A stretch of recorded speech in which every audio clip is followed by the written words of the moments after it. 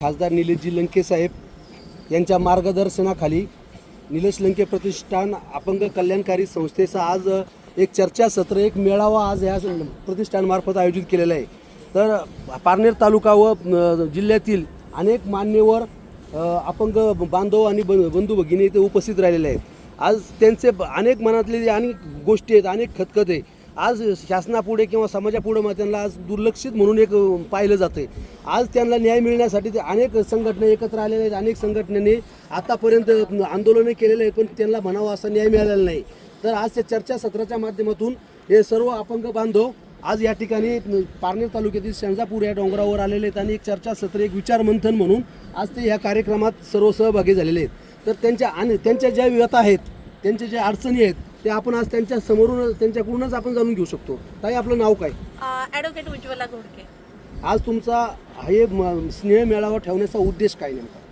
म्हणजे अपंगांना कधीतरी वर्षातनं एकदा की होईना बाहेर पडता यावं, त्याचबरोबर त्यांना त्यांचे प्रश्न मांडता यावेत, एक उन्हाळ दिवस म्हणून त्यांना साजरा करता यावा।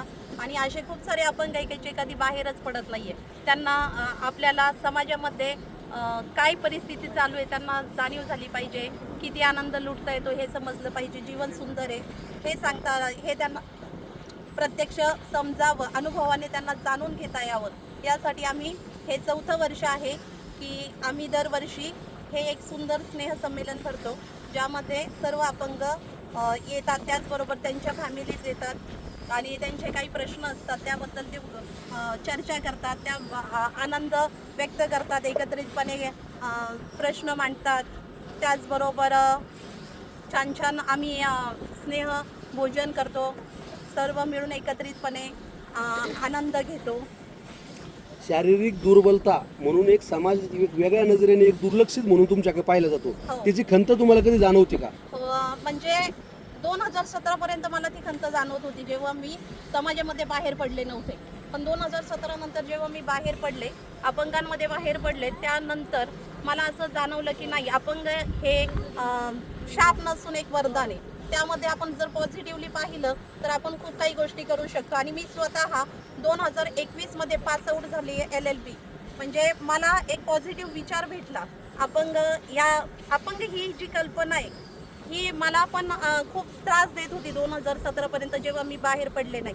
आणि 2017 नंतर जेव्हा मी बाहेर पडले तेव्हा मला खरंच वाटलं की हे एक वरदान आहे। आणि आपण मी माझ्यासाठी जे केलं ते मला असं वाटतं की 4 लोकांनी पण करावं, 2 मित्र मैत्रिणींनी बाहेर पडावं, त्यांनी पण काहीतरी केलं पाहिजे।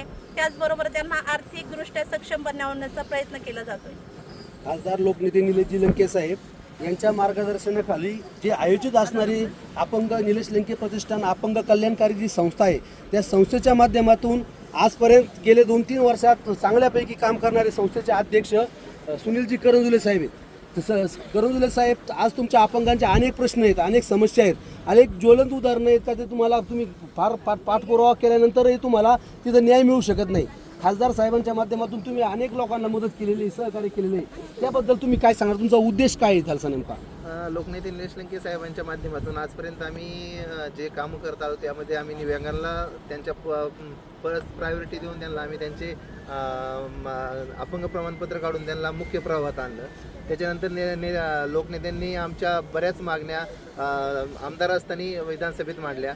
याच्यामध्ये सगळ्यात महत्त्वाची बातमी म्हणजे जे दिव्यांग आहेत त्यांना इलेक्ट्रिक रिक्षा आणि त्यांचा स्वतःचा व्यवसाय करावा, ही 2019ला निघालेला शासन निर्णय निलेश लंके साहेबांच्याच मुळे तो अंमलात आला। आणि ह्या वर्षी महाराष्ट्रामध्ये 277 लोकांना ई रिक्षा मिळाल्या, त्यातल्या अहमदनगरमध्ये 27 लोकांना त्या ई रिक्षा मिळाल्या। त्यातलेच एक लाभधारक आपल्याबरोबर आहेत, विजय देशमुख साहेब, हे पण या योजनेचे त्यांना लाभ मिळाला।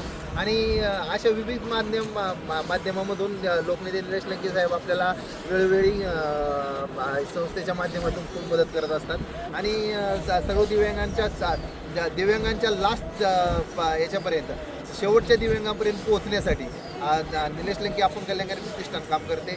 त्यांच्या असणाऱ्या विविध अडचणी त्यांच्या पेन्शन अडचणी असू, त्यांच्या व्यवसायाच्या अडचणी असू, त्यांच्या विवाहाच्या अडचणी असू, त्यांच्या कुठलीही अडचण असेल आणि लोकनेतील निलेश लंके साहेबांचा फोन अपंगांसाठी 24 तास ओपन आहे. कुठल्याही दिवशी कोणत्याही कामासाठी निलेश लंके साहेबांचं काम हे फक्त नगर पारनेर नगर दक्षिण पुरतं नसून महाराष्ट्रातील प्रत्येक दिव्यांगांसाठी लोकनेत्यांचं लेटर चालतं, लेटर दिले जातं आणि ते प्रत्येक त्यांचा अपंगासाठी फक्त नगर पारनेर मतदारसंघ किंवा नगर दक्षिण एवढाच नसून हा पूर्ण महाराष्ट्र माझाच आहे या उद्देशातून निलेश लंके अपंग कल्याण प्रतिष्ठान कार्य करते.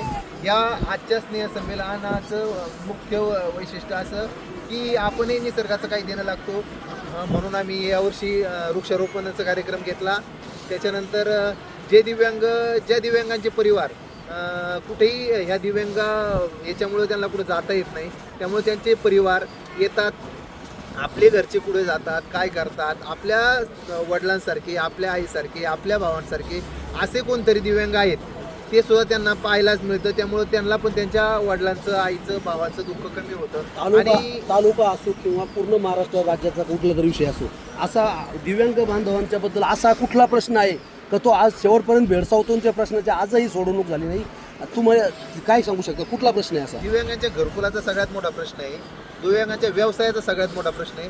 व्यवसाय तुम्ही दिव्यांगाला जरी पेन्शन देता किंवा तुम्ही 1,500 रुपये पेन्शन द्या, 1,500 रुपयामध्ये आज होतं काय? 50 रुपये रोजाने तुम्ही काय करणार आहे? 50 रुपयात नाश्ता मिळत नाही. तुम्ही दिव्यांगांना तर तुम्ही 50 रुपयामध्ये जीवन जगा म्हणून आज सांगत असताल. हा तुमच्या काही ठिकाणी काही विधानसभेची कॅन्टीन म्हणा, इथं तुम्हाला जर 30 रुपयात जेवण मिळतंय, मान्य आहे, तुम्ही जे न्याय करता त्यांना माहिती 30 रुपयात तुम्हाला विधानसभेच्या कॅन्टीनमध्ये जेवण मिळेल. हो, पण सर्वसाधारण माणसाला 30 रुपयामध्ये 50 रुपयामध्ये तो दिवस कसा काढू शकतो? तर कमीत कमी मला असं वाटतं का लोकनेत्यांनी मागची जी मागणी 6,000 रुपयाची केली होती तीच जर पुढं जर त्यांनी त्यावर राज्य सरकारने यावर निर्णय घेतलाच तर बऱ्याच दिव्यांगांना कमीत कमी आपला उदरनिर्वाह करण्यासाठी थोडाफार हातभार लागेल. त्यांनी आपली 6,000ची मागणी आहे जे बच्चू कडूंनी पण मागणी लावून धरली. लोकनेत्यांनी पण बऱ्याच वेळा हा विषय लोकसभेमध्ये मांडला, आताही ते विधानसभेमध्ये मांडला, आताही ते लोकसभेमध्ये हा विषय पुढे मांडतीलच असं मला वाटतं. पण सरकारने पण याच्याकडे थोडं गांभीर्याने लक्ष द्यावं आणि हे करावं. निलेश लंके प्रतिष्ठान अपंग कल्याणकारी संस्थेचे तुम्ही अध्यक्ष आहात आणि अध्यक्षाच्या असल्या कारणाने तुम्हाला आज पारनेर तालुक्यासह महाराष्ट्रातून दिव्यांगांसाठी ज्या अडचणी आहेत ते तुम्ही शासनाकडून सर्व दिव्यांग बांधवांच्या माध्यमातून तुमची काय अपेक्षा आहे शासनाकडून? शासनाने दिव्यांगाला एवढं वेटीस धरू नये किंवा त्याला इतकंही कमजोर समजून शासनाला असं आज वाटतंय की आज दिव्यांगाचा किती मोठा मतदारसंघ आहे म्हणून तुम्ही त्यांच्याकडे लक्ष नाही. आज तुम्ही लाडकी बहीण योजनेसाठी तुम्ही एवढा खर्च करू शकता, तर मग दिव्यांगाला 6,000 रुपये पेन्शन द्यायला तुम्हाला काहीच अडचण नाही ना.